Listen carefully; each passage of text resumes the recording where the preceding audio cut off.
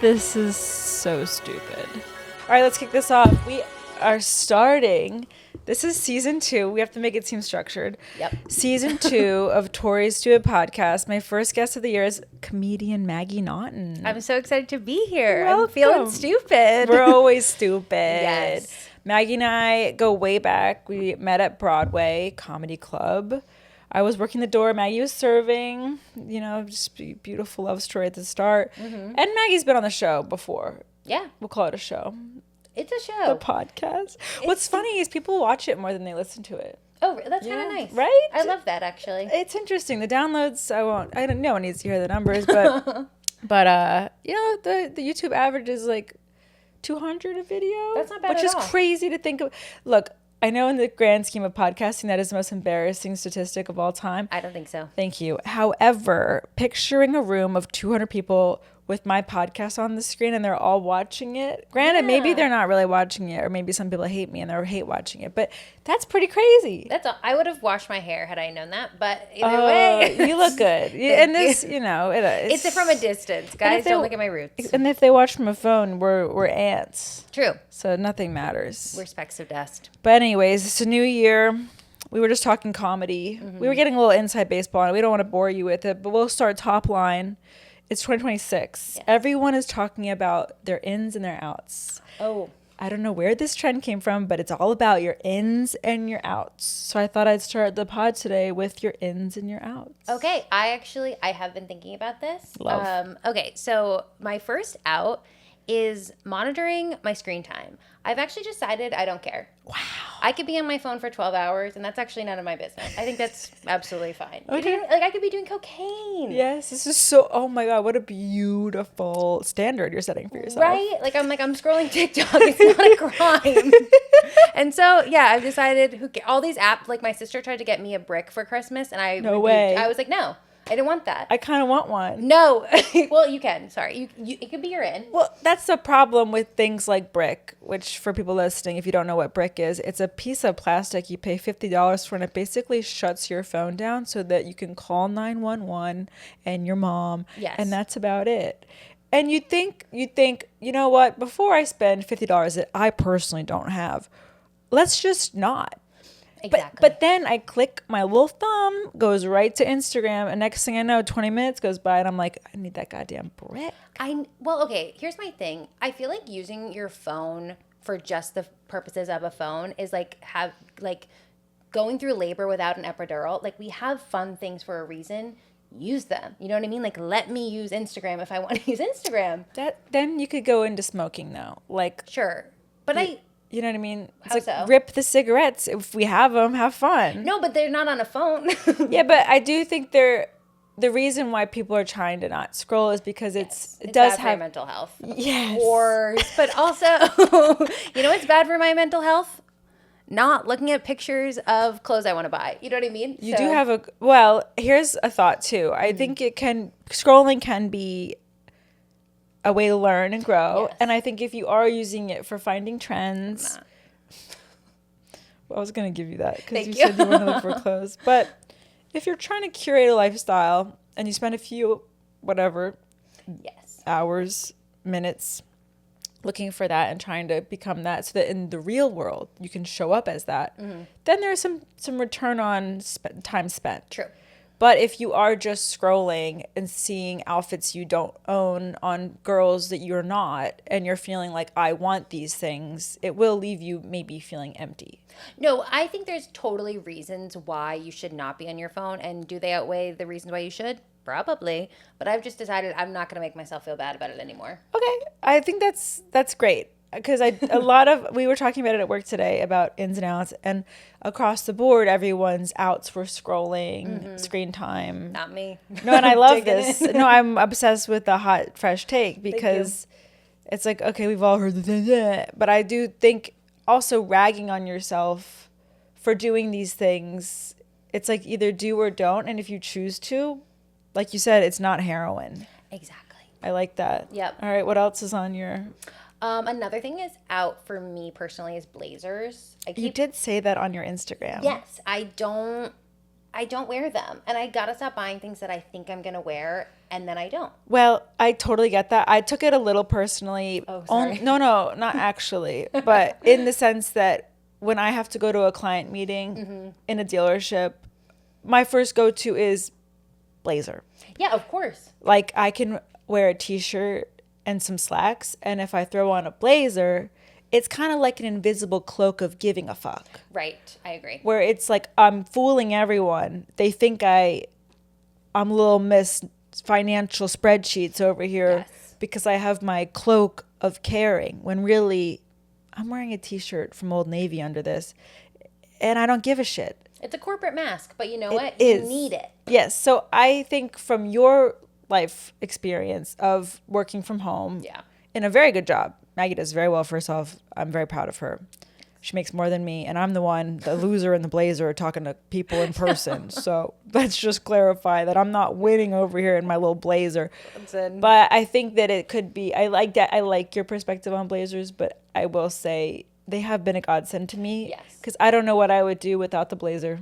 Well, I feel like the blazer is just a symbol of like following trends versus like following what's like true to your personal style. So my out really is like buying things based on impulse and based on what other people are doing. And then instead of asking myself like, well, what do I like and what's going to like forward my fashion journey. I like that. Yeah. I think that's really smart, because I think we are in a world too where everything is trendy if you lean in with confidence.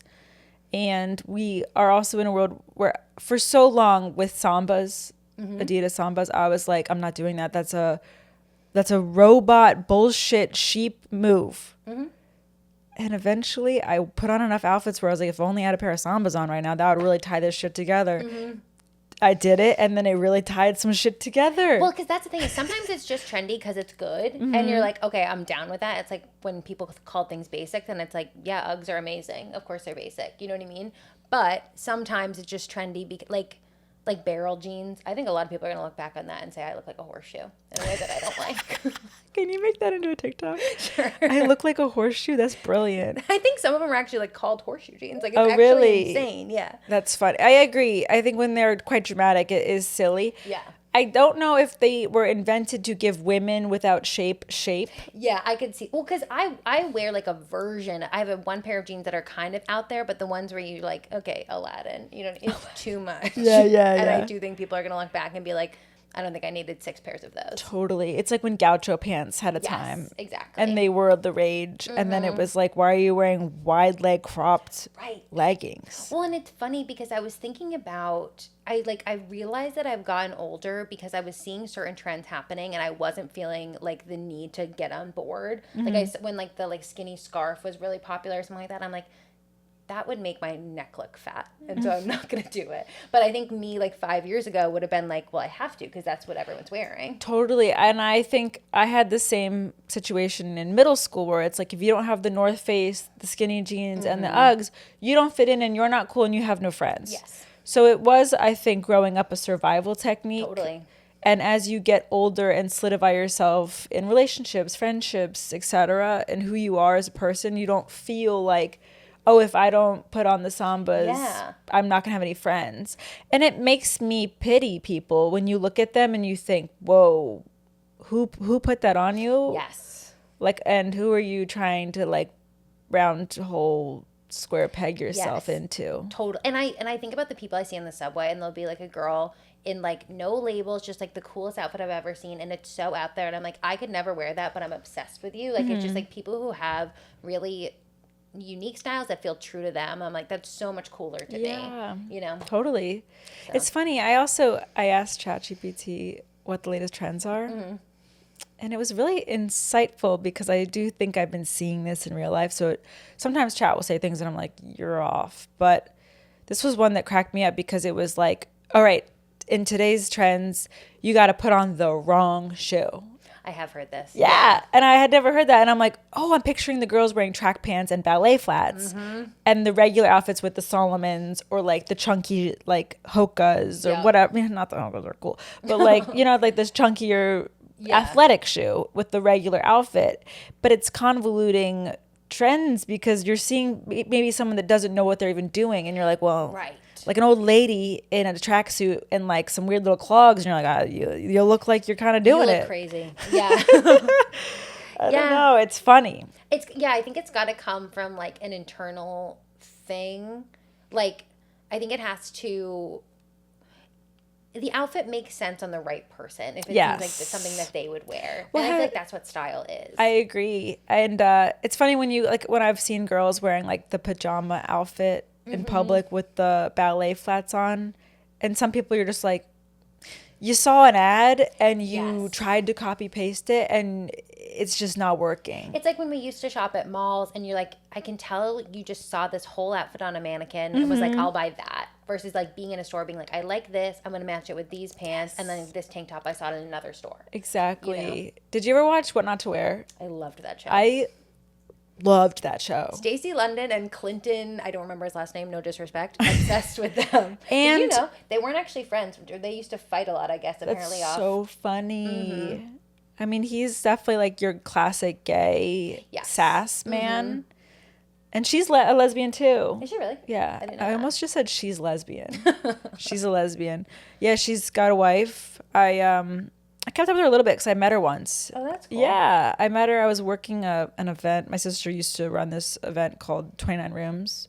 Okay. Back when Refinery 29 was super cool. They had this event in Brooklyn of a warehouse essentially broken up into 29 different rooms, and each one was like, it was basically a place to get an Instagram. And it was one of the first times that it scared me how much we're just living on our phones, because as someone that worked the event, I'm like, these rooms suck ass. Yeah. But then I'd go on Instagram and I'm like, wow, this looks like the greatest. Oh, yeah. Like there was this ball pit that had a line out the door for hours. And I watched so many influencers come through and sit in this ball pit for hours just taking photos and leaving.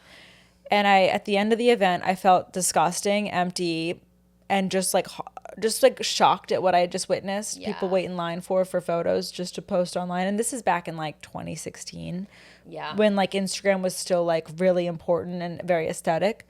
So I had this really great photo of me in the ball pit by the end of the weekend. Of course. Or whatever. And I'm like staring at it. And I'm like, I really want to post this on the internet, but it goes against everything I just learned and witnessed. Right. Yeah, so I made a funny caption to kind of justify what I was putting out there and kind of explain my experience in so many words. But it was just so like everything that we're talking about of just like people just living through their phones. And I really went on a tangent just there.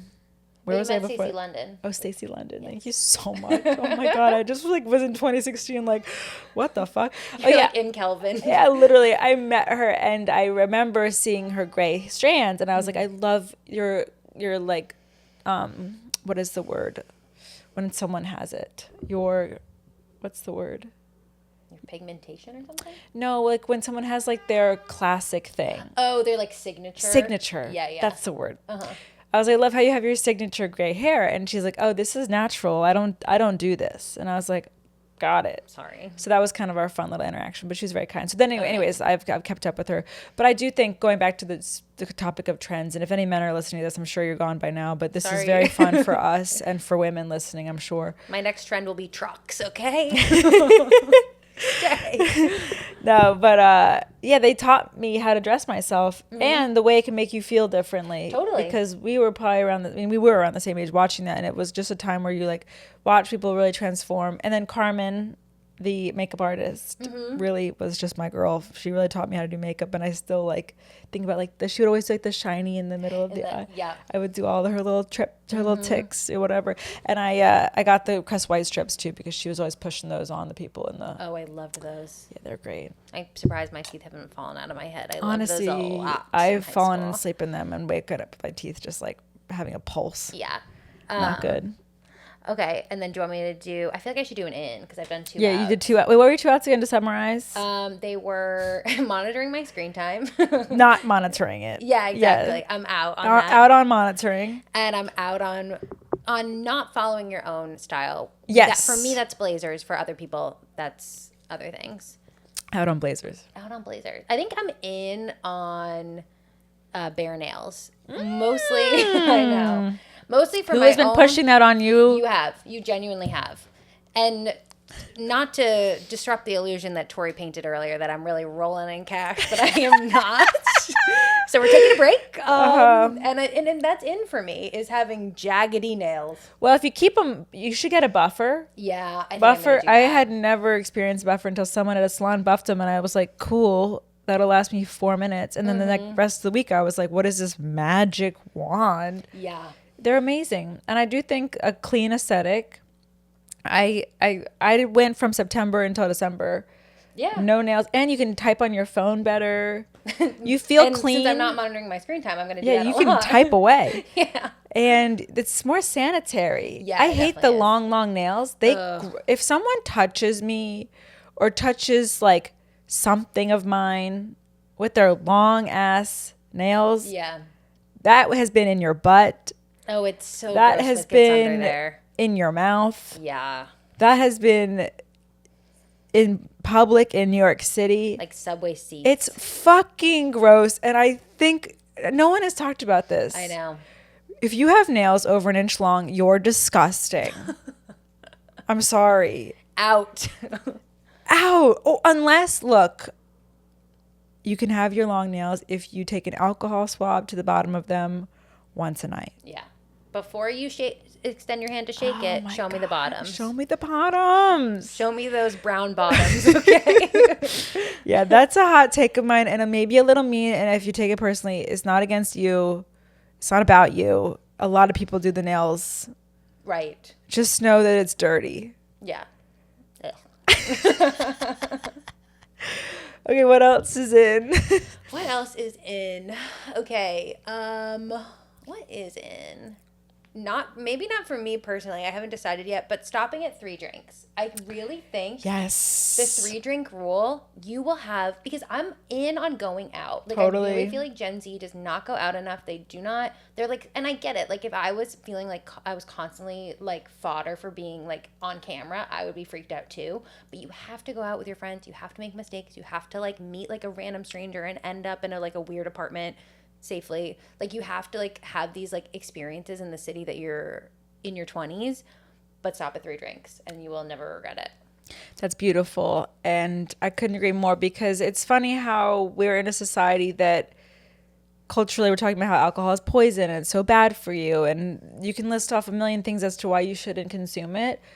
But it does breed atmospheres where people connect. Yeah. And without connection, what do we have in this world? Like, we're literally sitting here talking into a microphone so that somebody... Truly. And we're connecting with each other, which is amazing. Maggie's one of my best friends. I feel so lucky to have you. And the fact that I can set this up and know that historically, patterns, that at least 200 people will listen to this. Yeah. And that's amazing. And the point I'm making is that if you don't connect and get out there, being lonely will kill you faster than alcohol. Yeah, and that's the thing is, I'm like, you don't have to drink to find connection and be out, but go out. Yeah. Like, and if you do want to drink, stop it at 3. That's Yeah. really No, I think that's great. the best advice I could give. Well, and also I think Maggie and I can speak on this topic a little bit more in depth given our experience with drinking. Yeah. We've both taken a year off of alcohol, which is honestly, for someone in their 30s from our era of growing up, it's kind of a big deal.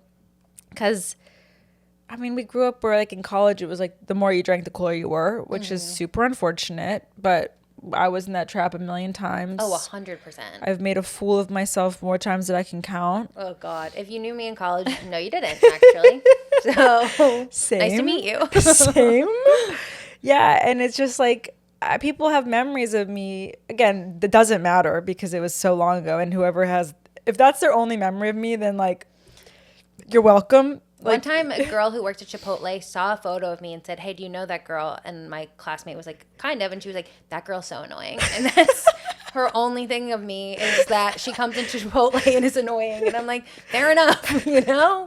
Am I happy about that? No. Oh my God. Yeah. I mean, there's a few girls in my sorority that have memories of me blacking out, screaming, running down the middle of roads, that were girls that weren't very kind in the long run. And they never talked to me again. And they just remember, oh, Torey Cole, the girl who sprinted down the middle of Broadway screaming, I want a pie cap to love me. And if that's your only memory of me, you're welcome. Yeah. You know? I bet you felt pretty good about yourself the next day. Oh, I'm sure you woke up Little Miss America with the fucking, So you're welcome. I definitely have given people a lot of like, well, at least that wasn't me. Mm-hmm. So again, I mean, I'll set a low bar for people happily, but and myself, granted, those are my low. I try to think that those days are behind me. Same. And I know you and I also will be so good for so long, and then we'll just have one little spooky night, and then we're so good for so long. So I like to think, knock on wood, with the 3 drink rule that you're speaking of, I think that's really important because nothing bad can happen if you're still in control. The one fear that I have when it comes to setting a number, like I used to say, and I'm trying to say, I don't need more than 2 drinks. Mm-hmm. Granted, you have the first one, you're feeling good. You have the second one, you're feeling even better. You have the third one, then the third one's like, let's boogie. I know. So that's the thing. Yeah. It's like 3, even that could be too much. Yeah. You gotta space it out, drink water in between, and eat food. Yeah. And also be around, because I feel like I used to drink so much out of anxiety and social anxiety and being like, oh, I want to be able to feel like myself. Spoiler alert, I was being the worst version of myself. But like be with people that you're comfortable with so then you don't feel that pressure to like keep going. That's a really good point. Yeah, I think people drink more in settings where, like for me personally, it's been on like dates or around men that I'm not as comfortable with that has happened more. And that's so unfortunate because those are the last people you want to be drinking too much around. Yeah. So, it's all time and place. And set a standard, set a rule. Don't drink more than that. I couldn't agree more. Yeah. But that is the tricky thing with drinking. Well, that's why my other out was shots. Because it just expedites that experience. I said that in my elevator at work today. I said outs or I have never taken a shot and thought, really glad I did that. Exactly. And it's because you're like, oh, I'm being fun. I'm being in the moment. I'm being with the group.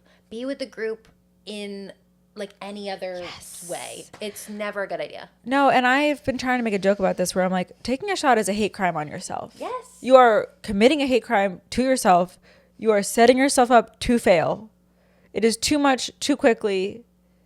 We're too old for that. Yeah, we're too old for that. That's the thing. I'm like, we're in that like weird phase of like, we're not old, but we're like too old for certain things. Yeah, we know better. Yeah, we know. It's a hot stove. Don't put your hand on it. Yeah, 100%. Also, it was such a tactic in college and first 2-3 years out of it to connect with someone by saying, "Hey, you want to take a shot with me?" Oh, totally. Or walking around the party of the college with the handle of brunette saying, "Take a shot with me." Mm-hmm. That is textbook how to connect with someone. Yeah. Growing up. Now, it's like, are you okay? Right. If someone came up to me holding a bottle of alcohol or we're at a bar and they say, let's go take a shot, I'd be like, let's take a meeting, actually. Yeah. Let's take a pause, actually. We need a second. Let's reevaluate. Yeah. What are we doing here? Hey, so do you need a friend?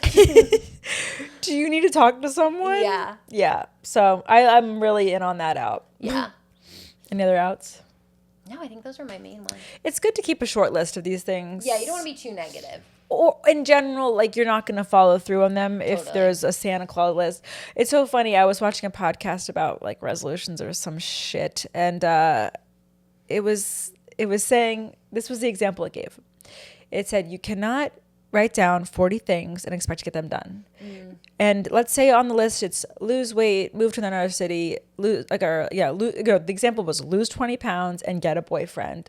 And then they listed off 4 other things. They go, you can't do all those things, but you can lose 20 pounds and get a boyfriend. Yeah. And I was watching this like, you're like, this is oddly specific because I went and looked at my list from last year and it's like 40 things. It's like 100,000 followers on Instagram. Right. And like get a raise at work.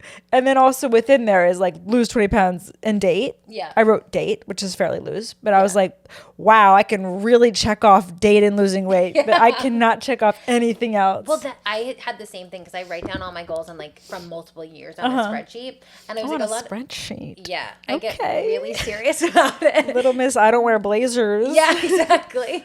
I have a pantsuit at home.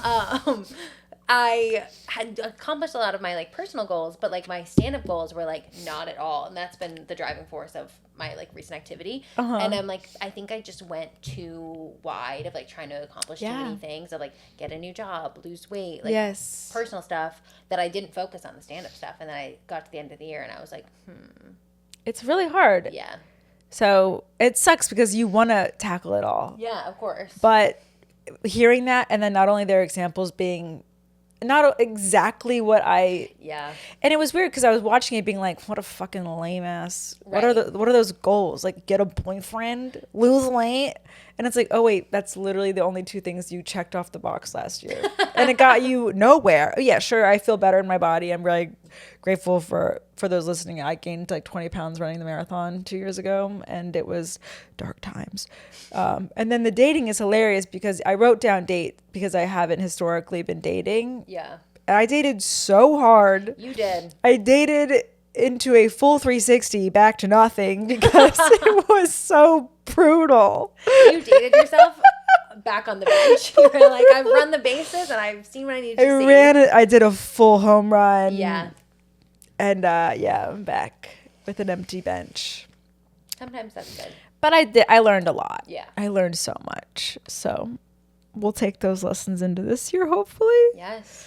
But woo, what a whirlwind. But I would thank you for sharing that you had a similar experience. So yeah, it's just funny to look back at being like, was I delusional writing this long ass list? Well, that's the thing is I'm like, some of them, I'm like looking at it is helpful also to look back at your list and be like, well, I didn't do that thing because I actually don't want to do that much. Yeah, that's good. You know what I mean? And it's like helpful to be like, a year removed from this, I see why I thought that was important to me. It's just not one of my like priorities right now. And that's fine, you know? Totally. Because sometimes, like certain years, like dating's not going to be your priority because you're going to be like traveling or something. In a happy relationship. Well, that would be crazy if my number one goal is I'm going to date more this year. I guess you could if you were in a relationship. To your experience, it's like you could be like go on more intentional dates with like my prioritize partner. the relationship. Yeah. But you guys have such a healthy flow. We're chilling. What is your secret to a healthy relationship, Maggie? Oh God. Okay, really? Speaking this little. Sorry. I was thinking about this recently. Like, I really think date someone who is nice to you. And I know that sounds really obvious, but I genuinely thought that was so impossible for me for the longest time. And I really think your TikTok resonates because it's so true. The way your brain space opens up when you don't have to constantly think about like whether or not someone likes you, whether or not they're going to text you back. It's shocking how much you can get done. And I think if you have an anxious brain, which I do, you need to put the energy somewhere. So a lot of times it's going to go to like this like toxic guy who just is going to be inconsistent and all that stuff. Yes. The key to being like the best version of yourself, I really think, is to like have consistency and like have someone who's just like reliable and all of that. So I think that, and I also think date someone who's funny. Totally. That's a really good one. Yeah. Funny is key. It's because otherwise life gets really boring. But I will say you found a good male comedian. It is hard to see a male comedian. Most are unwell. Yeah, I would. It's so funny. I'm like, when people are like, well, it seemed to work out for you guys. Would you recommend dating a comedian? And I'm like, no. We're so not well. And especially if you're not in it, the way like the schedule is and the DMs and all that stuff, like I would hate that. Do you get a lot of DMs? No, I mean like guys do. I don't think they're Sorry, I didn't mean to say his name. I can cut that out. I know, I don't care. It's public knowledge. Yeah, I think so. Okay, for the 40 people who download this one. My boyfriend's name is Cody. Inside scoop. Oh, yeah. Took Maggie a while to tell it because I will say in the industry, you like to keep things to yourself, especially when it's new. Because you just don't know. Yeah. Go ahead. Sorry. What were you saying? Well, I was just going to say, I learned a lesson this year of I would like to pretend when I'm dating real regular people, I'm going to treat it like I'm dating a comedian because when you go telling people I got my man and then 3 months later you're cheated on and annihilated, you're like, if I could just maybe dial it in. Yeah. Maybe don't make him be my boyfriend a month in, and don't tell anybody. Keep it chill. Keep it Right. under wraps, and then it's not this big fiery explosion. Well, it's a hard thing because you don't want to operate from like a Fear, no. fear, But I yeah. do think there's something really cool about being like, this is for me. yeah. I don't need to tell everyone my shit, especially when it's new. I mean, I had that tactic where I was calling every man Fred, and then so-and-so comes along, and I'm like, he's not a Fred. Right. He was the ultimate Fred. Yeah, he was. And for those that don't know the concept of Fred, it's that there was a little period of time where I was dating and I felt like a crazy person telling, oh, my married friends, like, oh, no, that's the guy with the black and white Instagram, or no, that's the deaf doctor. No. So it's like, if I keep this blanket statement name of Fred, people can check in. How's dating going? Fred's good. And then you keep it surface. No one needs to know who. You could have a Fred version and say, oh, this Fred is this. But until Fred proves himself to be a great person that's going to stick around for more than 2 months, they're Fred. There's no reason for them to break out of Fred. And you keep it easy. Yeah. Maybe that's a crazy thing that I made up. But I do think there's something consistent with being like, oh, Tori's dating a Fred. Let it be. Right. If it's more, we'll know. Well, and I think like because Cody wasn't Fred. To name drop him again, but I'm obsessed. But it was like I hadn't had a boyfriend in the longest time, so I was like nervous from that perspective of like, well, I don't know if this is gonna work out. I know him and he's normal, but like you just never know. So I think that was kind of why I kept it quiet for like a long time, because I was like, he could decide I'm insane, and that's okay too, you know. Now he knows. And now he knows. He doesn't care, and that's fun. That is fun. No, I think you guys are so great, and it is a nice reminder that it's like it can happen. Yeah. Whatever. Because you saw me in the trenches I years did. prior, so. Oh, I was holding your hand through all of that. Mm-hmm. Well, also I was nowhere to be found. I was like, "What's a date?" You know, I was really avoiding. it out. Yeah, I've made some wrong turns. But you learned.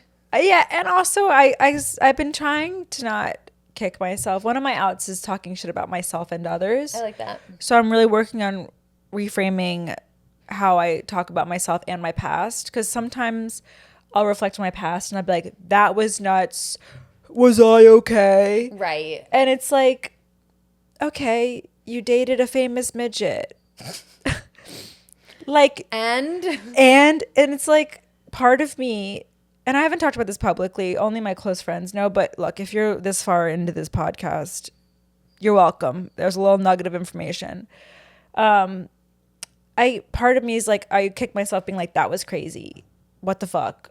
What was going on? And then part of me is like, no, someone and I connected over the internet with a genuine connection. I was genuinely intrigued by who this person was. Very interesting person. Yeah. Like, who wouldn't want to know more about a public figure that you've known about for 20 years that has shown interest in you? And next thing you know, it's becoming more of a romantic connection than you initially had bet for. Right. You know, I'd do the podcast, then it just kind of happens. Granted, there were moments throughout where I was like, this isn't really right. I should have acted on those feelings more, but I'm trying really hard not to be like, was I okay? And it's like, no, you were a human being. yeah. Having an experience with another human being who you found interesting. And I'm trying to reframe my type as people that are interesting, because as you've seen throughout the years, I don't have a type. True. But I do gravitate towards people that I think have a story. Yeah.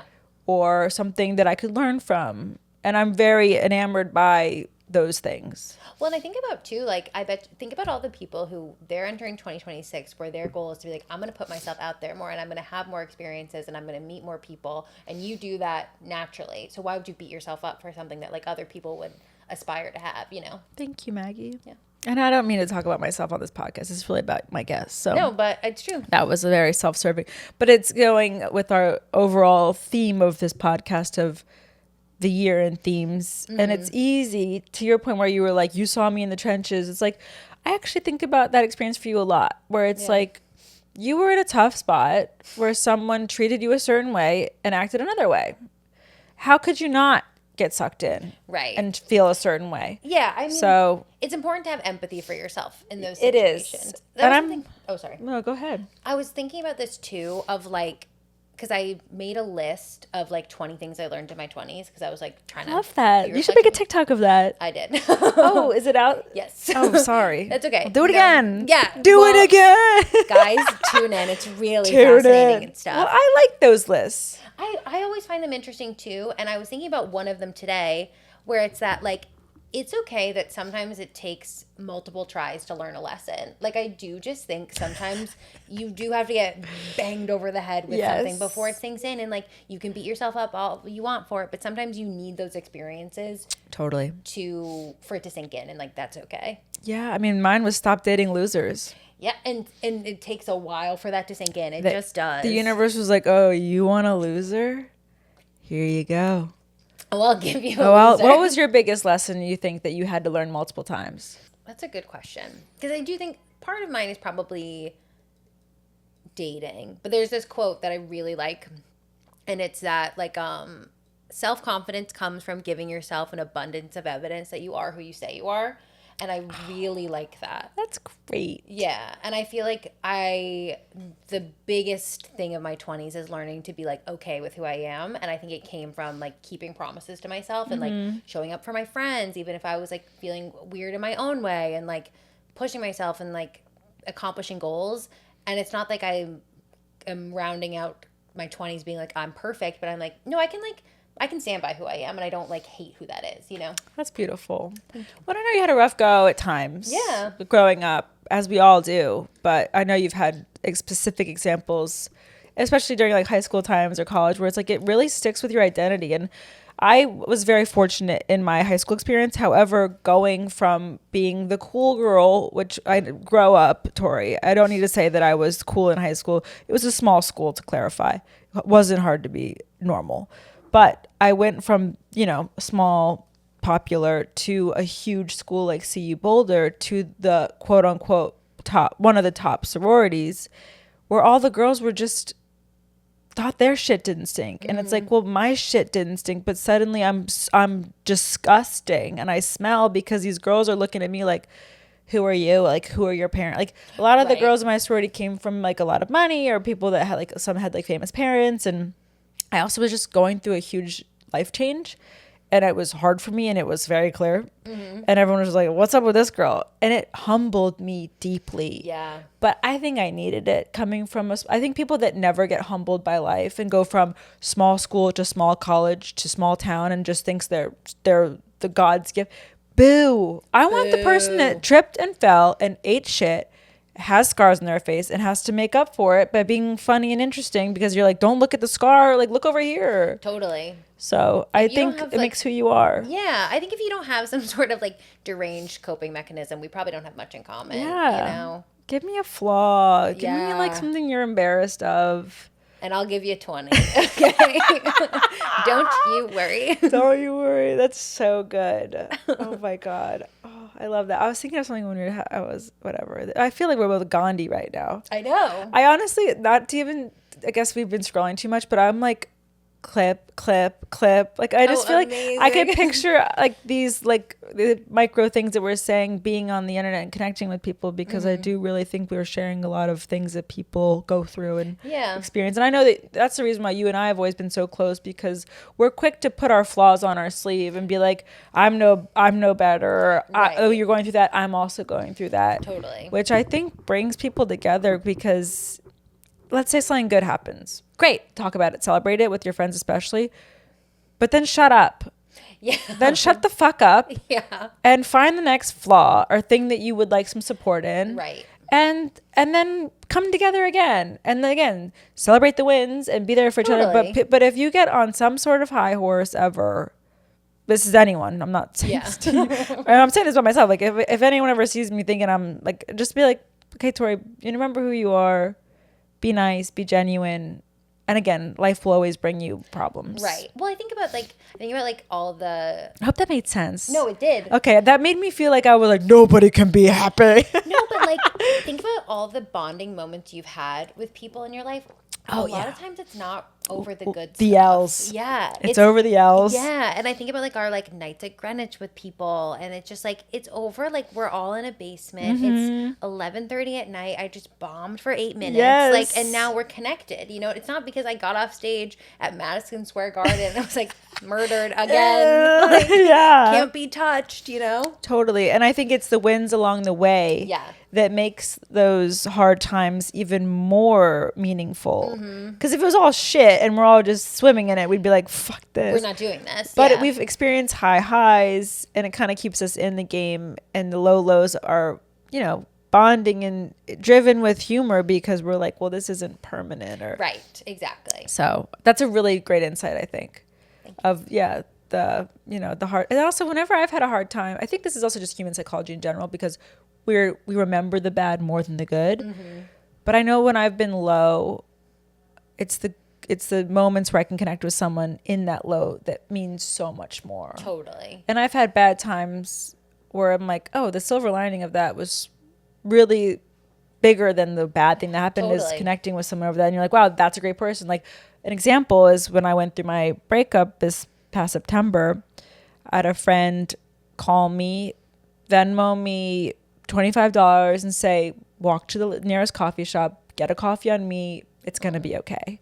And it's like, I'll never forget that. Yeah. You know? And it's like, it's those little moments when someone's down that like $25 over Venmo and saying, get your ass out of the house, walk somewhere, get a coffee. It's like, I'm gonna remember that. Totally. So yeah. That's really nice. Right? It was very sweet. Yeah. Anyways, this has been a good amount of time, I'd say. Oh, perfect. I think. Yeah. I feel like I blacked out. I know. We were chatting. We were yapping. Anything you want to say? Anything you want to manifest for the year, you know? What do I want to manifest for the year? Well, everyone follow Maggie on Instagram. Please, I need That's step one. Okay. Please. I'm manifesting that you all follow me. Yeah. And you comment on my bombing reels. I'm kidding. Even a laughing emoji. Just, you don't have to listen or watch. No, just seriously. like and comment. That's what we need as comedians. That's what Engagement. I'm manifesting. Yeah. Okay. Engagement online? Yep. And to clarify for Maggie, so that you don't think she's some vapid, empty person. Yeah. The views add up to a career. Right. So that's why she wants that. So by proxy, Just to I'm clarify. manifesting a career. Okay. Yes. And Maggie's very funny, works very hard with writing, and I do think it will come with time. And I mean, again, not that I'm like Little Miss Followers over here. I'm telling that to myself just as much. But you work really hard, and I think it's coming. Thank you. I appreciate you. Thank you for being Do you on. want to manifest anything? Oh, I mean, I'll join you with the engagement online. Even though I was telling Maggie before we started recording that I'm like, being offline is the new currency, Right. new online. But it's, you know, I think there's always going to be online. And there's always going to be someone sharing their, again, I want to make people laugh. If you keep your why, you know, Totally. set your why, my why, make people laugh and connect. Yeah. So if I'm doing that with what I'm posting, amazing. That's going to be the goal for my content. Because sometimes I'll post like a hot pic and I'm like, wow, I look good. Right. What is that doing? That's probably just going to piss off some girls that are like, fuck you. Yeah. That's not funny. Yeah, that's not going to connect. So I'm going to try to, again, not that I typically do that, but people like the hot pics online. Of course. But I want to drive more towards, and not saying I'm hot, to clarify. You are. Thank you, but I'm not okay. I just want to set a precedent there. But I want to post content that is funny, relatable, and connecting, and I want to grow there so that I can have a career, and then also just like enjoy the real life. Yeah. I'm learning time and time again when I meet these content creators that have these big followings. I'm like, I don't want to be within 10 feet of you, let alone speaking to you right now. And that happens to me a lot.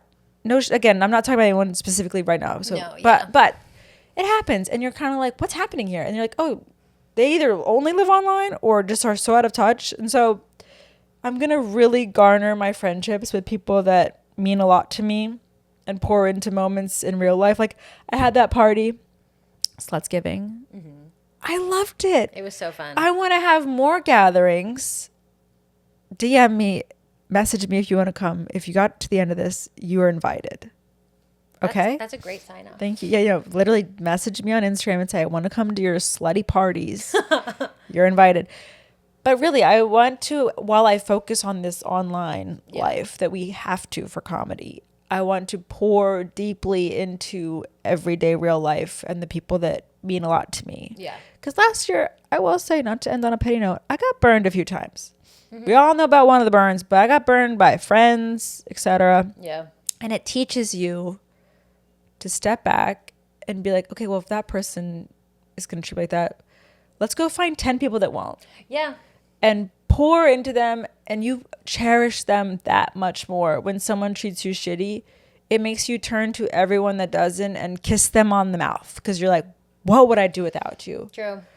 So as much as I want to do that, and I know that you also have those goals. I know you're not like, Yes. I just want to scroll online. Yeah, I know. I probably made myself seem like such an idiot on this podcast. No, but you did not. You're very smart.